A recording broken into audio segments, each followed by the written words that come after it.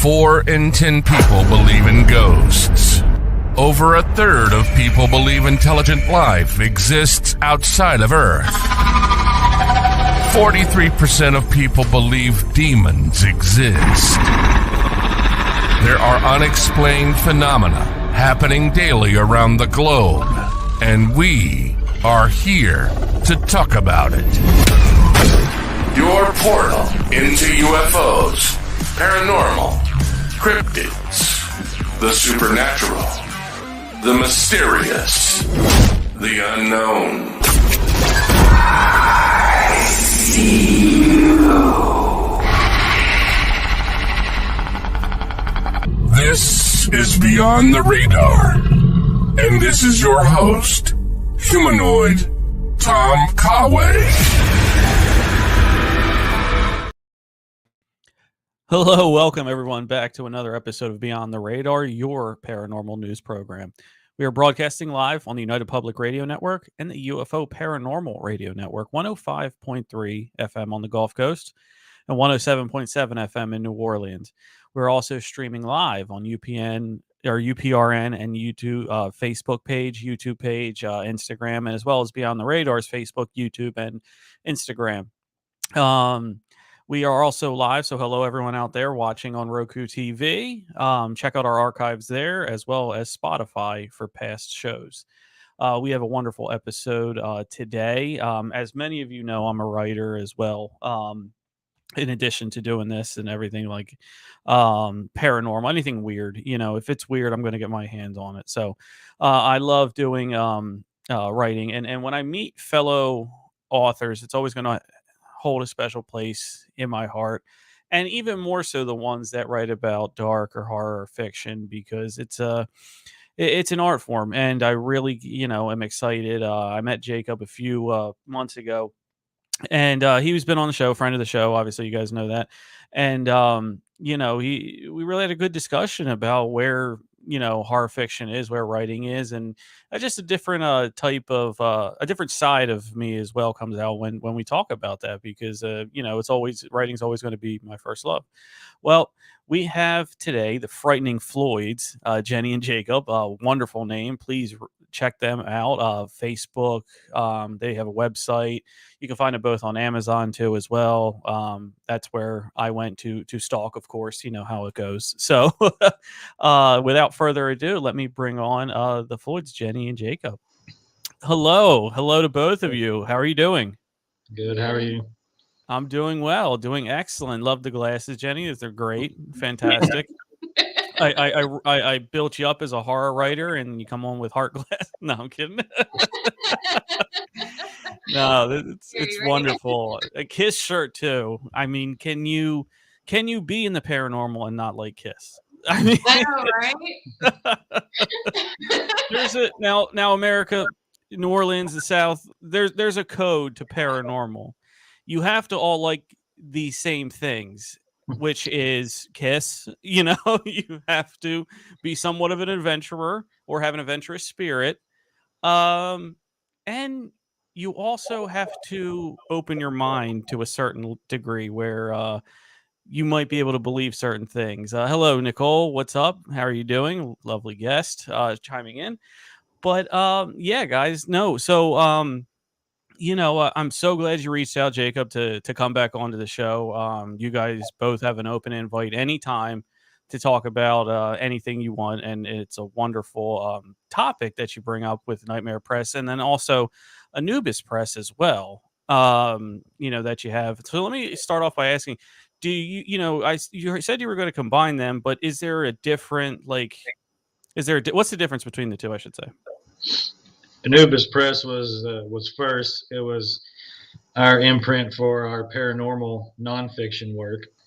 We had shopped around to some other presses and kind of just decided we wanted to do our own thing. And so we wrote, initially it was just going to be ours. And then the more we were in the paranormal community, we started meeting more people and others who wrote books about it, and they were looking for publishers, because a lot of the publishing houses who had taken paranormal nonfiction weren't really taking them anymore. And so we published some of them, and and that was what kind of led to Nightmare Press becoming a horror imprint. Okay. All right. Excellent answer. And we already have a question, Nicole. I knew she wasn't. Nicole's an author just like us. So, uh, do you find it easy to or hard to get reviews? And looks like that's a challenge for her. Yeah, there's different sites out there to get reviews. There's one called Booksprout, which we've thought about trying. It is difficult to get reviews. I have found in the years being in this, some people find their right communities and they get a lot of reviews. And of course, bigger publishers, they have access to review outlets. But I don't know. I've found that reviews don't always equal sales necessarily and Yeah. exposure. So, I mean, yeah, we want to get them, but we're more interested in finding other promotional avenues and ways to sell the books and put them in readers' hands. Yeah, exactly. And that's such a good point too, because even on the film and television side, right? The the rating, whether you use Rotten Tomatoes or just general, written reviews, of horror movies are always skewed down.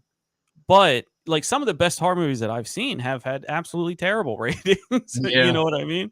And yeah, reviews. So, who's to say?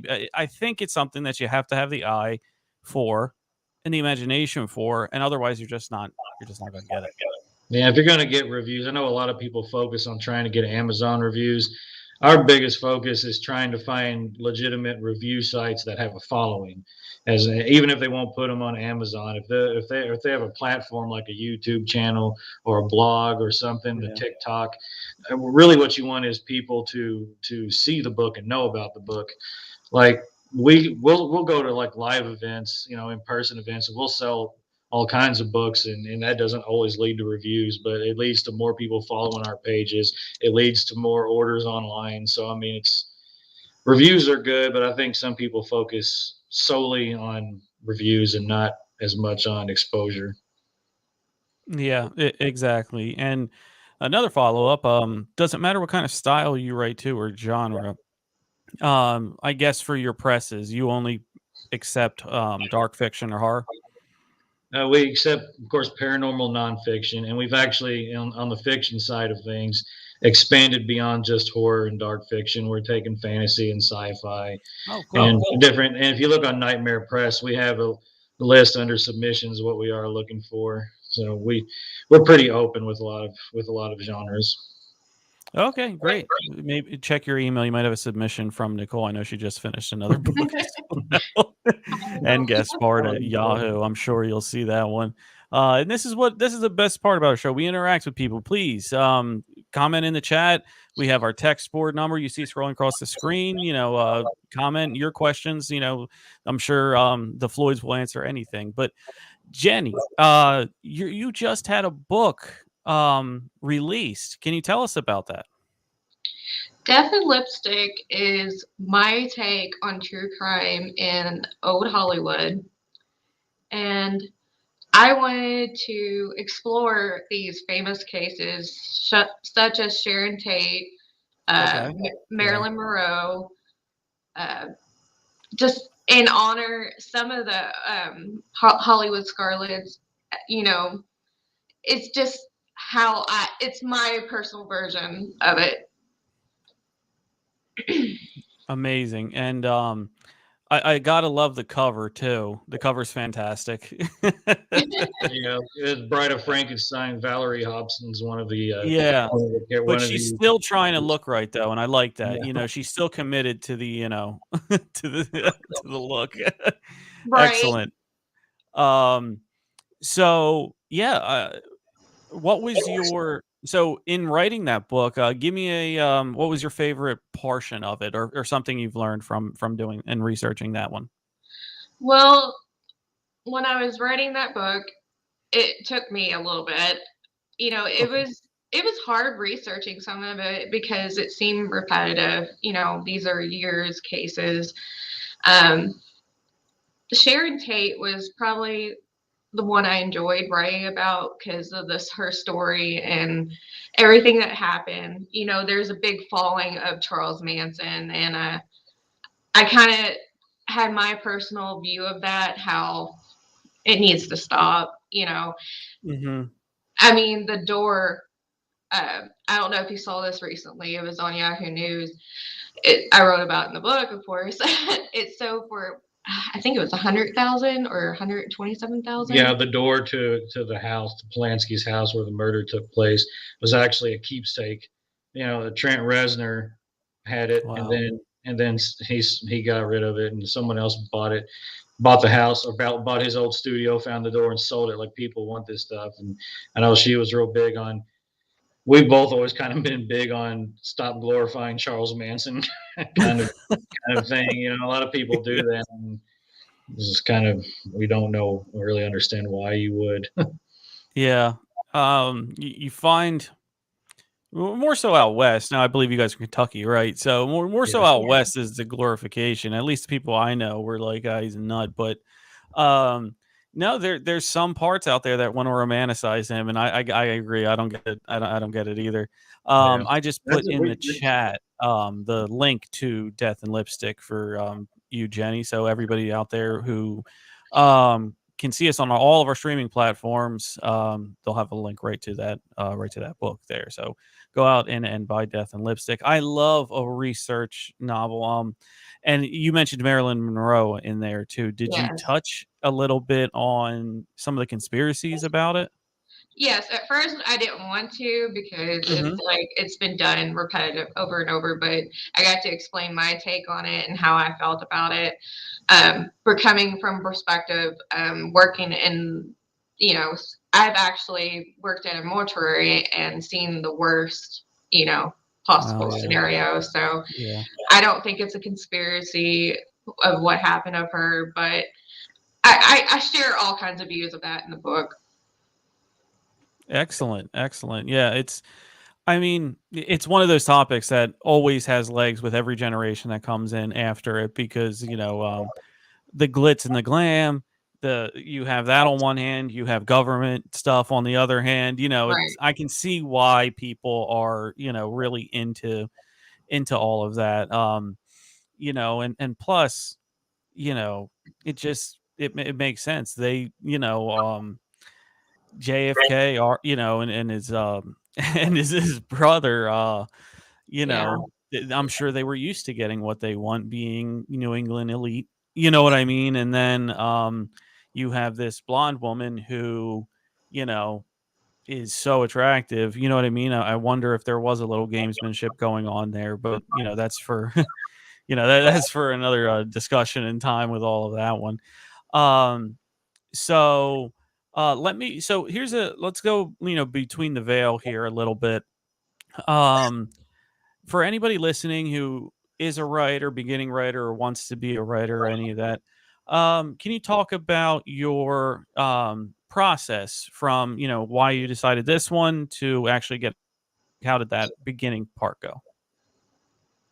Um, What made you want to write Death and Lipstick? oh, what made me want to write Death and Lipstick?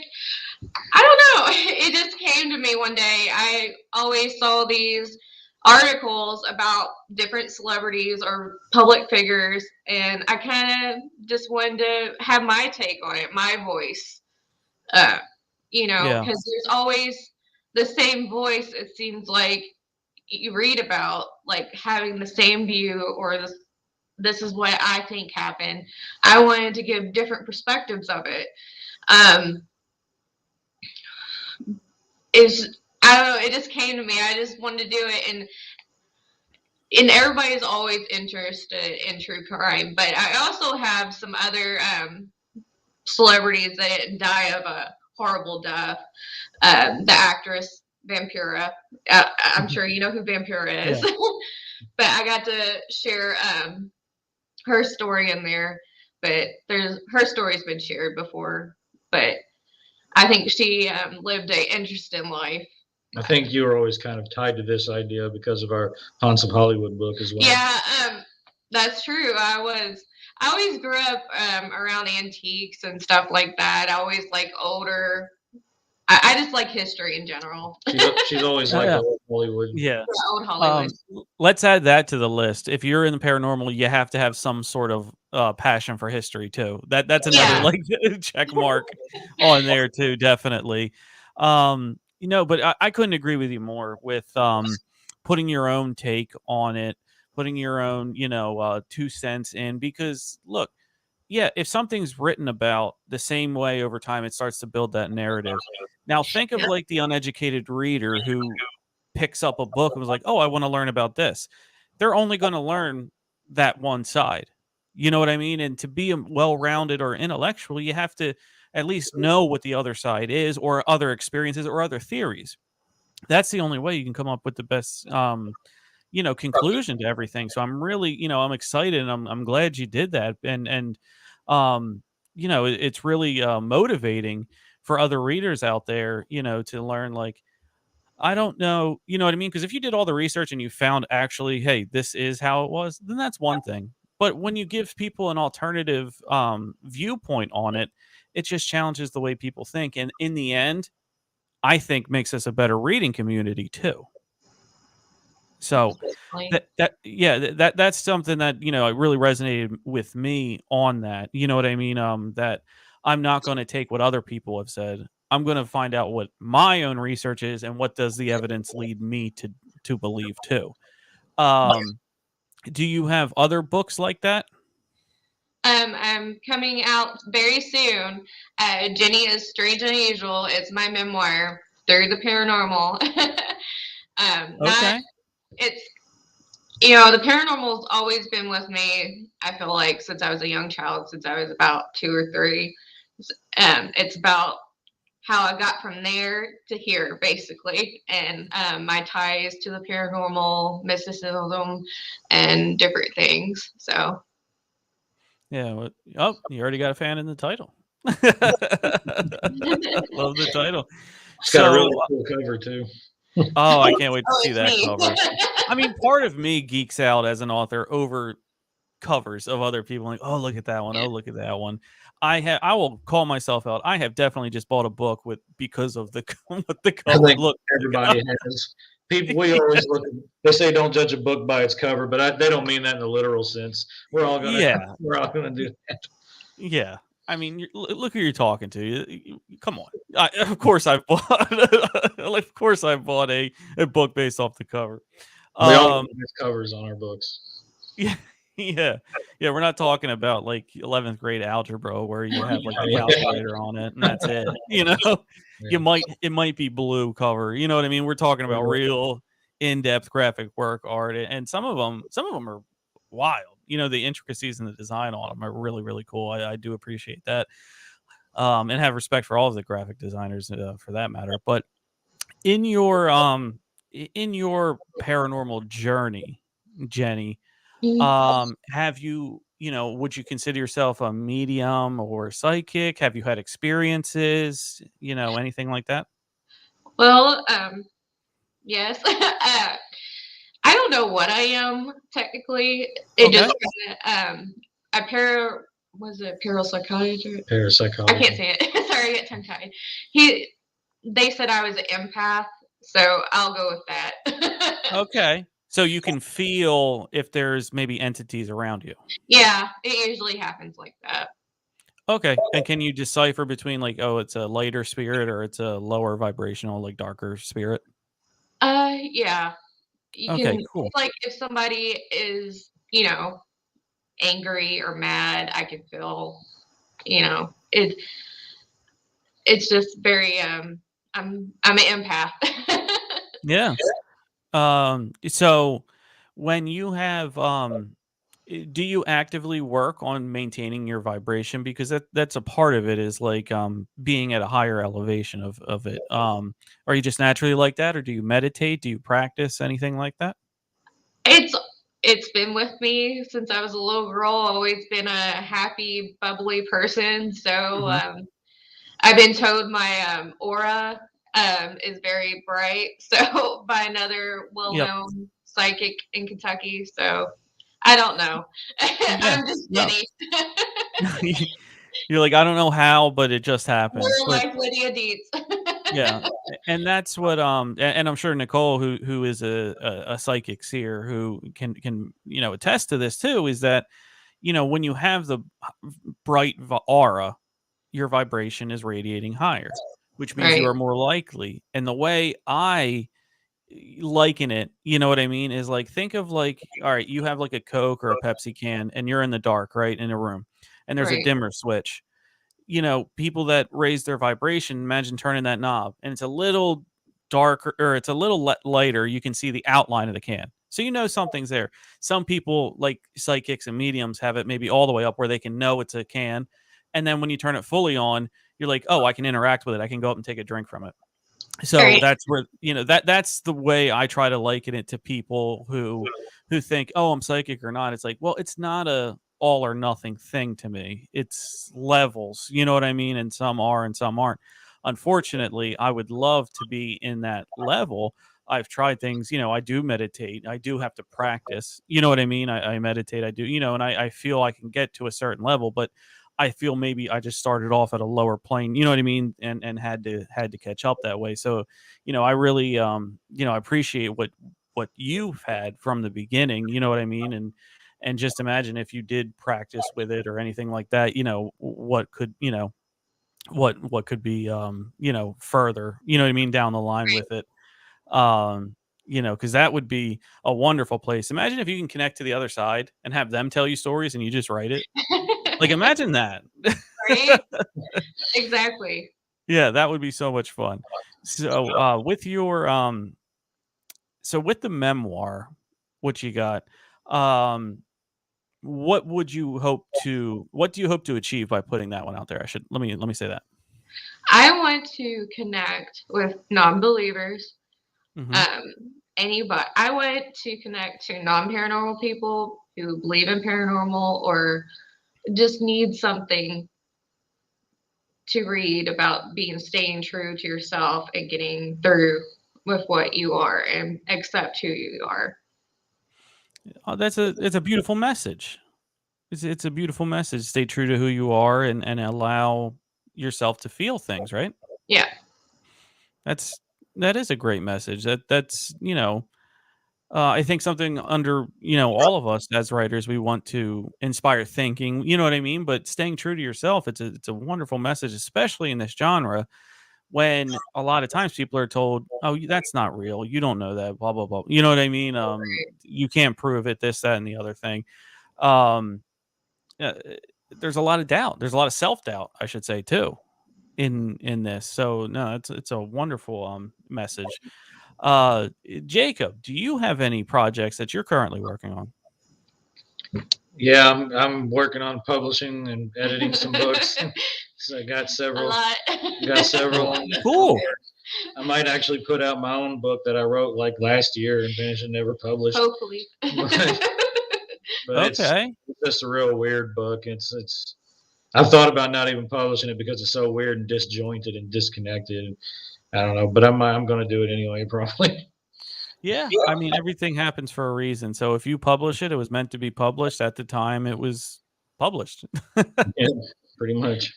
I saw on your did you accept a new author into Nightmare Press? Yeah, we've accepted several new authors lately. The one I just shared today, that was someone we signed, VL Jones. We signed her a while back, but instead of just introducing everyone as they got signed, I decided to space it out and stagger it when their projects were starting to be edited and worked on and such.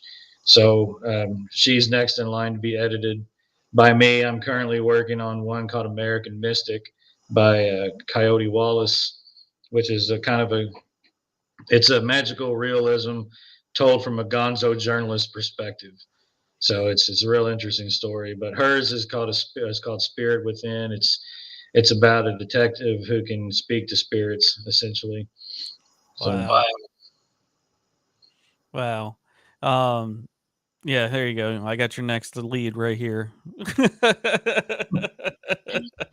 For Nicole. You'll have one a month for her at 20. That's the rate she's going at. that's all Love you, right. Nicole. But So you have more you people. can build, the better. Yeah, that's true. So how do you both, and you both can answer this one. Um, how do you feel about the state of dark fiction horror right now? Good, getting better, getting worse? What do you think? I try to only say positive things publicly. So Okay. I think um, one thing I want to do, the whole reason that one of the objectives that I wanted with Nightmare Press was to create a different environment in the horror community. There's really only one or two types of styles that are getting published by the people, or that are getting any attention. And I wanted to give more attention to. I want it to be broader. So I'm hoping that it'll be in a positive light. It'll become more open to different styles like it used to be. I do think that horror fiction is gaining popularity again. In some Barnes and Nobles, they're even having sections for it. Mhm. A lot of people, debate on the books they put in there. Of course, there's always the idea of, is this horror? This isn't horror. And you know what? Horror is tough to define anyway. I mean, You're right. so you can't you got too many people out there that want to gatekeep what horror is, and I mean, you really can't. So I mean, it's different to everybody. So I think we should all just be happy that it's getting a little bit more notoriety. Uh, couldn't agree more. It's a wonderful genre, and I appreciate what you're doing to help it progress. You know what I mean? Because every genre, when you think about it, evolves, into certain points. And I think we talked about this last time, like where romance was couple decades ago or a decade ago was in the Twilight era. And Mhm. then in that same 2010s, you had 50 Shades at the end. You know what I mean? So it's Yeah. always sort of evolving multiple genres. The Romance big has really grown on the indie level too. Like Yeah. a lot of romance authors self-publish, and they're making more money than a lot of authors who end up with big trade contracts and books. Yeah, They're doing very well. absolutely. My co-host on my other show is a young adult. Her masterpiece, if you want to call it, is a young adult series, romance series, and you know she's self-published. She got her name out there. She's done very well, but you're right. Publishers didn't want to touch it because the young adult genre now is fairies. We don't want UFO. We don't want alien human hybrids. We want fairies. Yeah, big And tech companies, they don't take the risks they used to. No. no, no. And it's all about getting in front of the right person too. No. These cold emails and things like that. I don't know. You know what I mean? Like how many of them are even given a chance? I mean, everybody gets annoyed with spam, right? Even I Yeah, do. So yeah, imagine, if somebody's trying to pitch their book, they're already on a bad foot that way. You know what I'm saying? So let's talk about your area. Um, have you written any nonfiction books about some of the stuff that's going on in Appalachia? Some of the paranormal stories, cryptid stories, anything like that? yeah. We have our first book together was Louisville's Strange and Unusual Haunts. It's currently out of print, but we're going to republish it. Same thing with a book called Kentucky's Haunted Mansions. But currently, Cool. we have a book called Kentucky Strange and Unusual Haunts, which encompasses the entire state, and it's got almost 100 stories in it from around here. We left, and that's even after leaving out a lot of the Louisville ones because of our Louisville book. Now, of course, we got Waverly in there because you can't write a Yeah. Kentucky haunt book without Waverly. But other than that, but it's like, yeah, we got that out. We got Aliens Over Kentucky, which is about different extraterrestrial encounters. I think that's it for Kentucky, isn't it? Yep. Okay. That's awesome. That's awesome. I mean, yeah, it's always special to start with your hometown, your home area, your home state, Most and get a definitely. feel around that. It's amazing. I does Kentucky have like a big paranormal like festival, parade, something, convention, anything like that? Yeah, I mean, a lot of it's tied to horror conventions and We're too. actually going to it this weekend. Yeah, we have 2 Yeah. actually. There's one.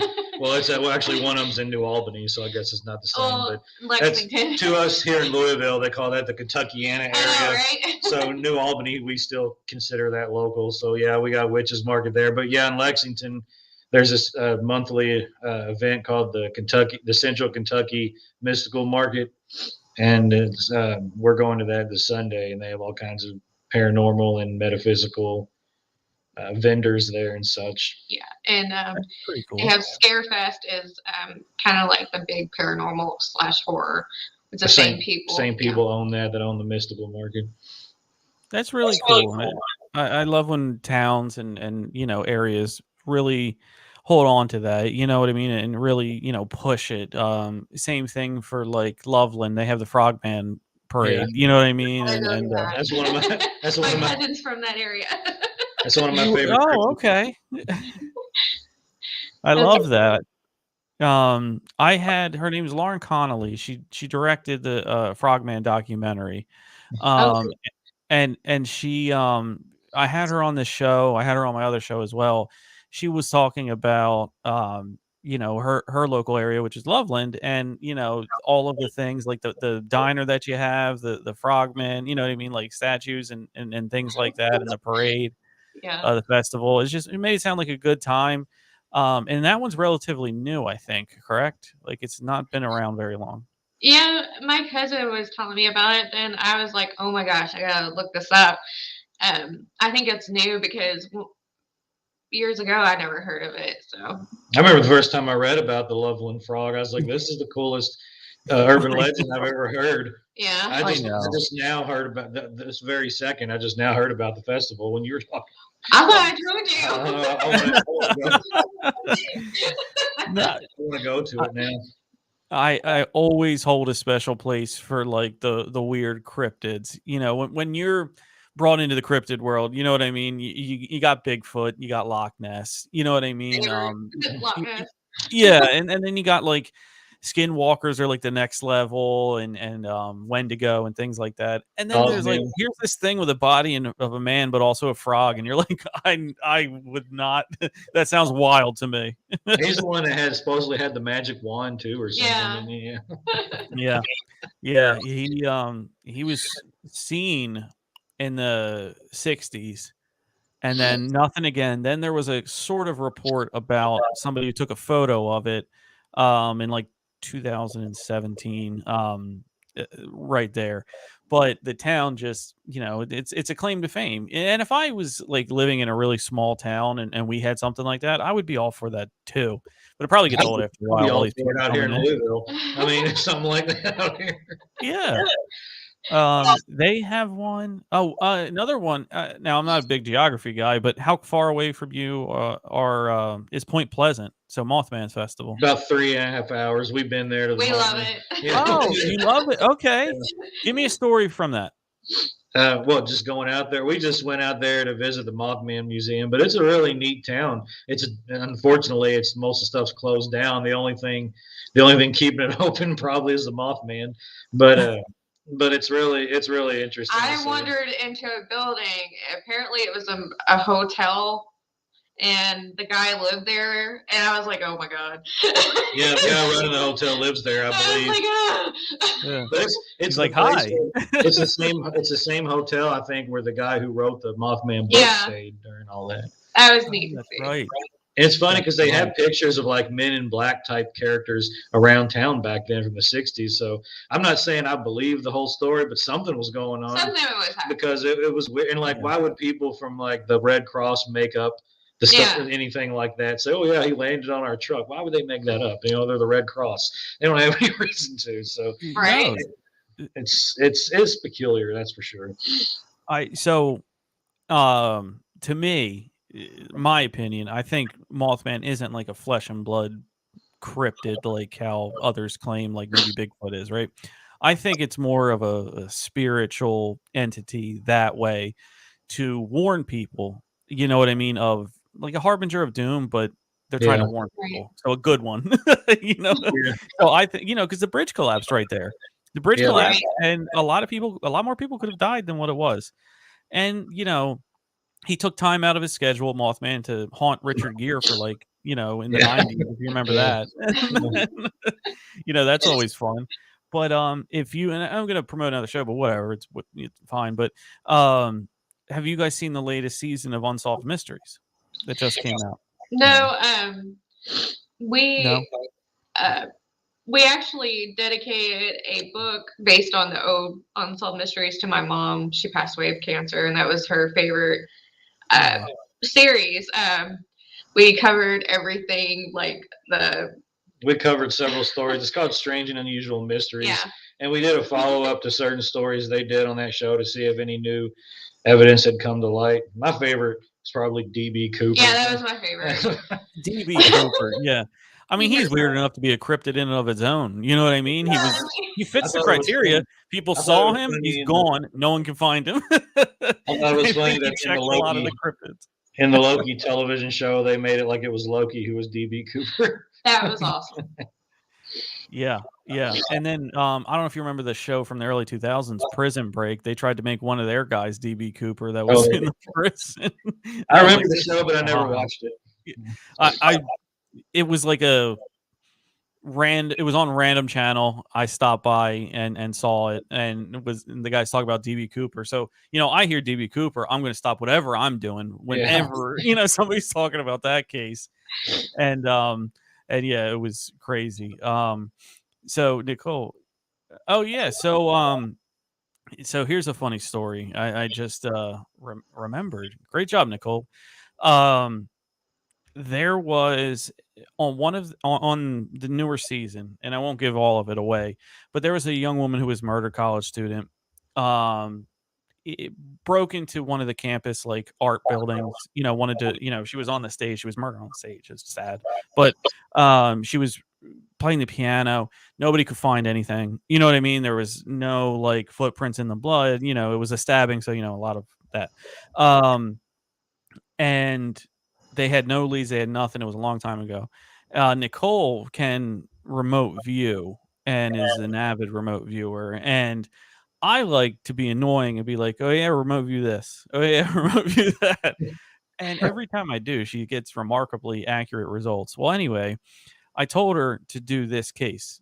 She had not watched the show. I said, put yourself in there, and who was it? And she said the custodian, who only if you watched or read about this random case would you know that the custodian was a person of interest, never got followed up on, got released from, got fired for substance abuse, and nobody ever, and he ended up dying a few years later and never got his proper questioning or anything like that. So I just wanted to drop that in there, that was a pretty cool story for that. Yeah. But anyway, getting back to why I brought up Unsolved Mysteries was there's apparently more Mothman sightings and newer Mothman sightings from 2018 on, not in Point Pleasant, a little bit bigger town, Chicago. And I was like, I gotta read that. And yeah, apparently there's a bunch of people around there who are seeing the telltale signs of Mothman, humanoid, flying, red eyes, the screech, all of that kind of stuff. So put that on your binge list. Definitely. There was mostly a Kentucky Mothman in Elizabethtown. Really? And when hanging on a bridge somewhere, I think. But we never followed up completely on that story. We're not that far away from Elizabethtown either. Yeah, we only live about 40 minutes. An hour or so? Yeah, if that, if depending on traffic, yeah. That's wonderful. Yeah, I mean, but you got to think, man, Chicago, he's not doing himself any favors if he's trying to stay hidden. Yeah, it's not exactly a place to hide if you're recognizable. Yeah, I mean, who's not going to notice an 8 foot tall thing with humanoid with wings and red eyes and can fly? I would snitch on him. I would tell him. I would call the police. I think everybody would. With all the phones nowadays, there'd be 1,000 pictures, 1,000 videos. That's exactly right. Unless there's a net out there that when you try to post it, it has to go through a certain NSA net. But that's just me being conspiracy. Yeah. I really appreciate the time, guys. Please take the next couple minutes, promote anything that you want. It's been a pleasure. Go ahead. Well, we pretty much talked about all the things we've got coming out. Death and Lipstick. Jenny is Strange and Unusual, and your notebook. Tell them. Well, it's called Hearts in the Hourglass, but I don't know when it's coming out. The books that I'm working on. There's one book out now called The Vermin Sleep by James M. Watson. It's doing very well. It's getting some good notoriety. We got one on pre-order that's getting ready to come out on the 23rd called A Chance in Hell, an Ava Edison heist. And it's kind of like a cult detective story. Awesome. And I'm going to put in the chat your Nightmare Press on Facebook. Do you have an Anubis Press page or just Nightmare? We do, but we're trying to make it in one. Eventually, we don't. Okay, so I'll put Nightmare Press on Facebook. Give them a follow. Everything here.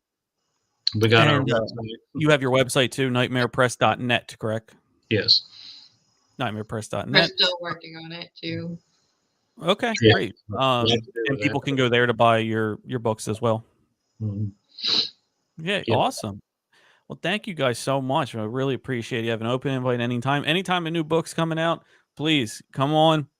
We'll talk about newest Mothman things and your books. Okay. All right. Sounds good. Thank you so much. I appreciate it. Have a good one. And for everyone listening, we are going to go to commercial. So thank you.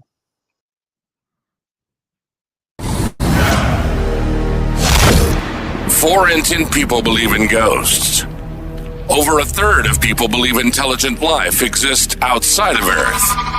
43% of you believe demons exist. We invite you to Beyond the Radar, your paranormal news show. If it's unexplained phenomena happening daily around the globe, we're talking about it. Exploring the unexplained, challenging the conventional, and diving deep into the shadows that lurk just beyond our perception. Come join the transmission on the United Public Radio Network. Once you come, you'll never be the same.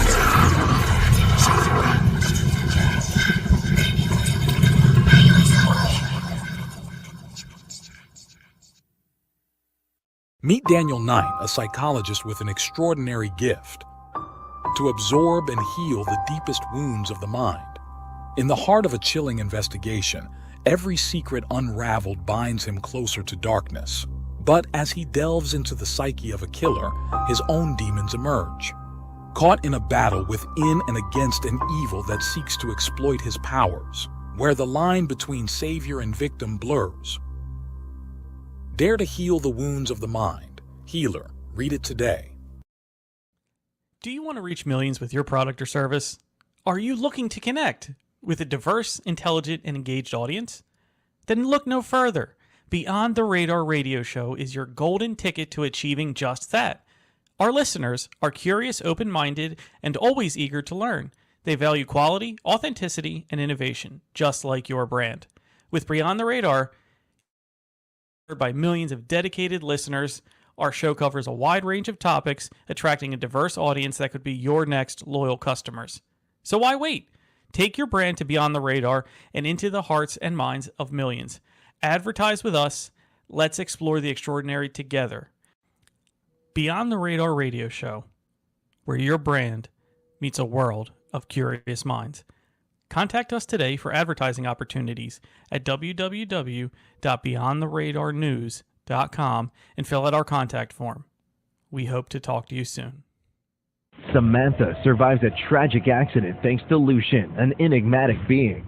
Her newfound abilities catch the attention of a secretive government agency. Drawn to Lucian despite the danger, Samantha is unaware of his true identity.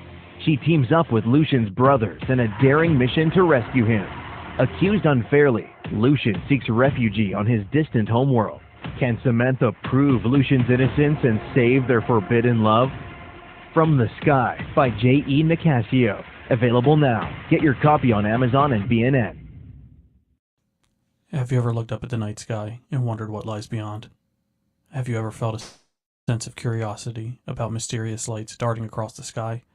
If so, my UFO 101 Unveiling the Unknown course is just for you. This course is a comprehensive introduction into the fascinating world of unidentified flying objects and extraterrestrial life. It is designed for beginners, so no prior knowledge is required. I'm your instructor, Tom. I'm an author, podcast host, and seasoned researcher in the field, ready to debunk common myths and misconceptions. So are you ready to embark on an exciting journey to unravel the secrets of the universe? Join us at UFO 101 Unveiling the Unknown, and let's explore the unknown together. Don't let this free opportunity fly away. Enroll now and start your journey into the intriguing world of UFOs and extraterrestrial life.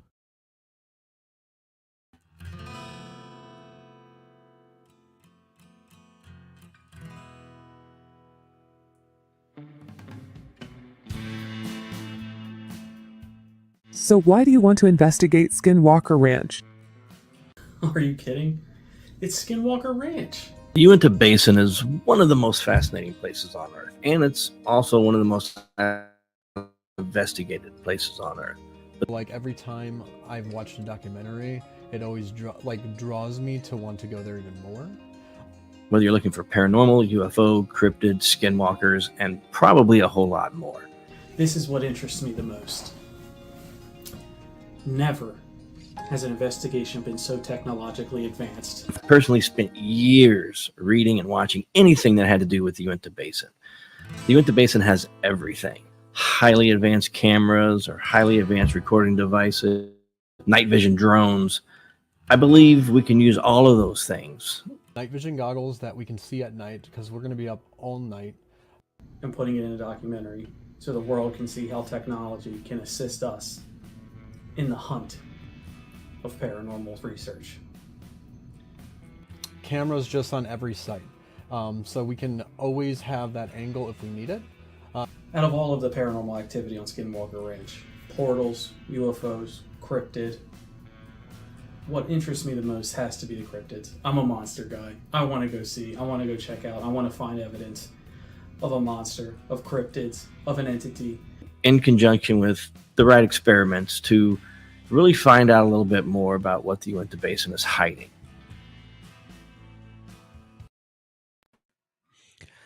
All right, everyone. Thank you so much to the Floyds for that wonderful interview.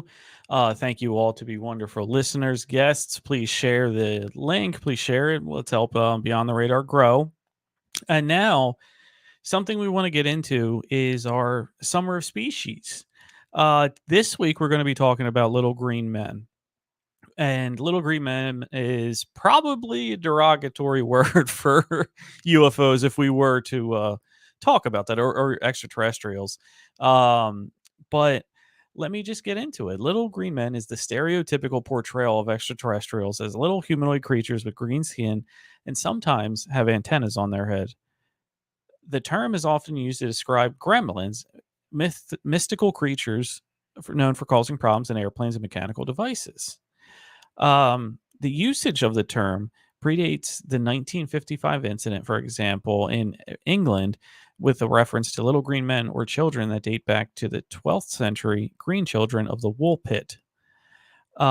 Folklore researcher Chris Albeck used electronic searches of old newspapers and found a number of instances dating from around the turn of the 20th century referring to green aliens.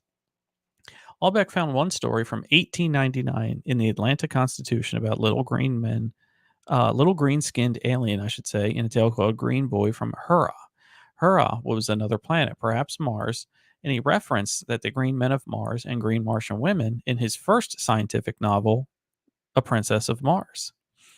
However, there's been references to real life cases such as little green men. And that became a popular term in the reports of the flying saucer in the 1950s in the case of the Kelly Hopkinsville sighting. And I will get into the Kelly Hopkinsville sighting.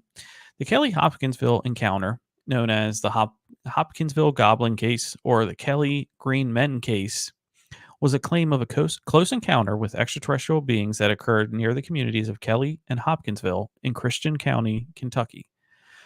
During the night and the early morning of August 21st, 22nd, 1955, ufologists regard this as the most significant and well-documented case of UFO incidents, while skeptics say the reports were due to the effect of excitement and misidentification of natural phenomena such as meteors and owls.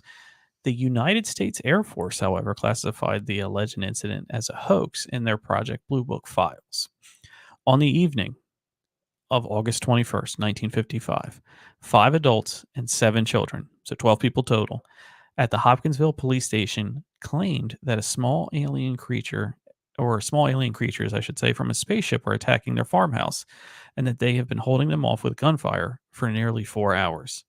2 of the adults, Elmer Sutton and Billy Ray Taylor, claimed they had been shooting at a few short, dark figures who repeatedly popped up at the doorway and peered into the windows. The Kentucky New Era was the first paper to report the incident and amplified the number from 12 to 15, and that number continues to be reported. Concerned about a possible gun battle between local citizens, 4 city police officers, 5 state troopers, and 3 deputy sheriffs, as well as 4 military police officers from the nearby United States Army Fort Campbell, drove to the Sutton farmhouse located in the town of Kelly in Christian County. Their search yielded nothing apart from the evidence of gunfire and holes in windows and door screens made by the firearms. Residents of the farmhouse included Glennie Langford, her children Lonnie Charlton and Mary, 2 sons from a previous marriage, Elmer Sutton and John Charlie or J.C. Sutton, their respective wives, Vera and Aline's brother, O.P. Baker, Billy Ray Taylor, and his wife June. Both the Taylors, Lucky and Vera Sutton, were reportedly carnival workers and were visiting the farmhouse. The next day, the neighbors told the officers that the family had packed up and left after claiming the creatures returned about 3:30 in the morning as well. The family's claims had received widespread coverage in the local and national press. Early articles did not refer to little green men. The color that was added later to newspaper stories. And estimates of the size of these alleged creatures were 2 to 4 feet tall. And the details such as large, pointed ears, claw-like hands, and eyes that glowed yellow with spindly legs. Many refer to these creatures as possibly being green-horned owls, and the creatures floated through the trees and were popping up in the house and confusing the intoxicated family. So that was the story of the little green men. That was the story of Kelly Hopkinsville. And little green men you don't really hear about. You hear about the Greys, you hear about all the other reptilians, Palladians, you name it, you hear a lot. Little green men, I think, are a generic term. I don't believe they might be their own species. This case is famous. I mean, if Project Blue Book studied it at all or researched it at all, it had to be famous. That's an Army investigation. They're not going to take any of the less credible stories with them. So I think little green men were just a term for the Greys.